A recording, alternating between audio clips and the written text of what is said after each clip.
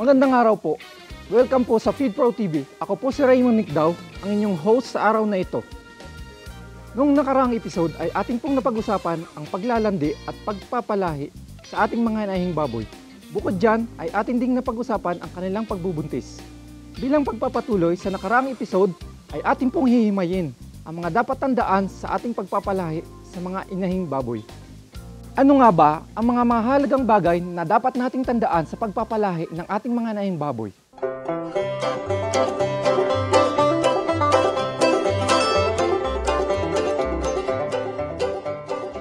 Sa pag-aalaga po ng ating baboy, lalo na sa mga inahin, may mga tips po tayo dyan na makatutulong para po ito ay nakakalamang na magbuntis. Unang-una po, yung hindi tayo dapat nagpapakain sa araw ng ating pagpapabulog o pagpapakasta sa inahin. Kasi po, ito ay nakakokus sa kanila o nagiging dahilan para humina ang daloy ng similya papasok. Isa pa po, sumusobra ang init ng katawan ng ating mga inahin. Yun din po maaaring mag-cause ng pagkamatay ng mga similya. During po ng mapabulog hanggang 90 days or 91 days, dapat po ay sow-vantage lang ang kinakain ng baboy para po mapigilan natin yung kanyang biglaang pagtaba sa ganitong kanyang day ng pagbubuntis. Pagdating naman po ng 91 days up hanggang 110 days or 111 days, dapat po ay gumagamit na tayo ng Milk Max para po dito po natin mapalaki natin yung mga biik sa sinapupunan ng inahin. Para po sila'y lumabas na masisigla, mabigat ang timbang, nang sigurado po na buhay at malalakas sa mga biik. Ito po ay kinakailangan nga lang po, bago manganak ang ating mga baboy, 3 hanggang 5 araw po ay kailangan i-reduce natin ang pagkain. Kasi po, kung hindi natin i-reduce ang pagkain yan, maaari pong humaba pa ang araw ng kanyang panganganak dahil po busog lagi yung mga biik sa loob. Pagka po kasi ang biik sa loob ay nagutom, ito po ay mag-uutos o naglalabas po ng hormone ng kanyang utak para po mag-labor yung kanyang nanay. Yun po ang kagandahan pagka nire-reduce natin ang pagkain ng inahin. Tandaan nyo po ang mga tips na binigay ko sa inyo. Ito po ay maaaring makatulong o na maging successful ang ating pagbababuyan o ang ating pagpapalahi. Ngayon, alam na natin ang mahalagang bagay na dapat tandaan sa pagpapalahi ng baboy. Alamin naman natin kung paano natin malalaman kung buntis ng ating mga inahing baboy. Unang-una po na mahalagang malaman natin dyan ay kailangan pong i-check natin kung umulit siya ng paglalandi between 18 hanggang 21 days. Pangalawa po, yung inahin natin medyo tumatakaw dun sa dati niyang regular na kain, parang gutom lagi. Isa pa po yung kanyang kabahagi talaga, medyo lumalaki sa dati. Isa pa yung mga tets niya o yung kanyang mga dede, talagang makita mo yung pagkakaiba, medyo lumalaki ng konti yung makikita nyo talaga. Ang talagang pagbubuntis po ng baboy, nabibilang po yan sa 3 buwan, 3 linggo, 3 araw, or 114 days. Average po yung 114 days. Pwede po siyang manganak ng less sa 114, pwede naman po siyang umabot ng mas mahigit sa 114. Malalaman natin kung malapit na manganak ang ating mga inahing baboy kung may gatas na po siya 24 hours bago po siya manganak. Meron na po siyang makikita niyo po yan. Pangalawa po, pagka during na siya magle-labor na, nagkukutkot po siya sa mga paligid ng kulungan, nagkakahig po yan, na tanda po na naghahanap na siya kung saan siya komportableng manganak. Isa pa po, may lumalabas din dun sa ari niya, na makikita nyo meron siyang fluid na lumalabas na may kasamang dumi ng biik. Isa po yung palatandaan na manganganak na siya. Kung mapapansin nyo po na magle-labor na siya, dapat po paliguan na natin yung inahin. Isa pa nga po, hindi nyo dapat pakainin dun sa araw ng panganganak. Isang tip din po yan para hindi po siya humingal at nang hindi rin po mag-produce ng napakaraming gatas yung baboy. Linisin nyo po lahat yung mga pagitan ng kanyang mga dede niya, yung mga kilikili ng baboy. Assist buong katawan para po mabawasan yung mikrobyo dun sa katawan ng baboy before sa manganak. During po ng panganganak ng ating mga inahin, kailangan po siyempre meron tayong lalagyan ng ating mga biik na nanganganak.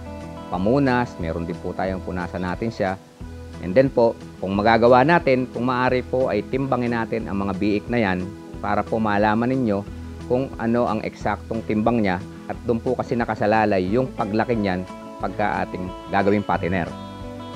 Pagdating naman po sa ngipin, pagkakapon, pagpuputol ng buntot, paggugupit ng tenga, pwede po natin itong isagawa sa loob ng 24 oras pagkatapos niyang manganak.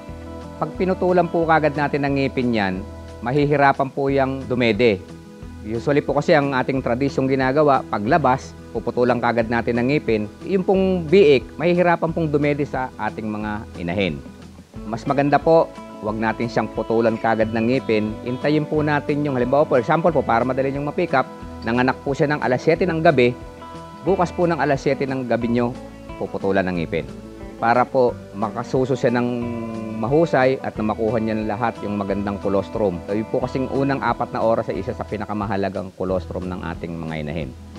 Pwede rin po na tayong magputol ng gupit ng tenga pagkaraan po ng 24 oras mula nang siya pinanganak. Pwede na po tayong magkapon at pwede na rin po tayong magputol ng buntot. Yan po ay sinasagawa para po hindi masyadong ma-stress yung ating mga biik. Hindi na po natin kailangang intayin pa yung 14 days para sila ay kapunin. Pwede na rin po natin saksakan sila ng iron para po less po talaga sa kanila yung stress. Mas mabigat po ang biik natin yan pagka po yan ay winalay. Ngayon, alam na natin ang indikasyon ng isang buntis na inahing baboy. Alamin naman natin ang tamang pagpapakain sa mga ito. Kamukha nga po ng nabanggit ko na ang ating inahin ay dapat hindi pinapakain sa araw ng panganganak. Ngayon po, kinabukasan, pwede na po tayong magbigay ng 1 kilo sa loob ng 24 oras o isang araw na pakain. Pwedeng kalahati sa umaga, kalahati po sa hapon. Kinabukasan po, pwede na tayong magdagdag uli ng 1 kilo, ikatlong araw, ganun po, sunod-sunod, 1 kilo sang araw ang dagdag. At pag dumating po yung ikalamang araw ng kanyang pagkapanganak, bilangin niyo po kung ilan yung mga biik. For example po, 10 yung ating mga biik. Ang requirements pong karagdagang pagkain dyan ay 1/4 kilo or 200 grams per piglets or per biik. Ang body maintenance po ng baboy ay 2.5 kilo plus po yung dami ng biik, for example, 10. Pag pinagsama mo po siya, kailangan niyang kumain ng 5 kilo sa loob ng isang araw. I-divide niyo po ito sa umaga, tanghali, hapon, or even po kung di kayang ubusin, pwede pa tayo magbigay sa gabi. Mahalaga pala na dapat tama ang dami ng ating pinapakain sa mga nagbubuntis na inahin sapagkat maaari itong makaapekto sa kanilang pagbubuntis at maging sa kanilang mga biik. Ngayon naman, alamin natin kung ano ang masasabi ng ating mga customer ukol dito. Sa ngayon po, gumagamit tayo ng FeedPro, yung Sauvantage. Product po yan ng FeedPro Feeds.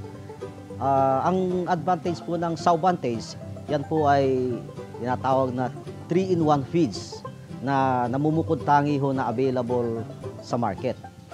Hindi na ho kailangan magpalit-palit ng feeds mula sa dumalaga hanggang sa nabulugan na yung inahin. Walang stress, kumbaga, sa baboy. Kaya kailangan tuloy-tuloy lang yun hanggang bago manganak. So mga 2 weeks bago manganak, para i-prepare yung baboy sa kakaroon ng magandang gatas, yun hong Milk Max ang gamit natin. Para po maganda yung labas ng gatas ng inahin.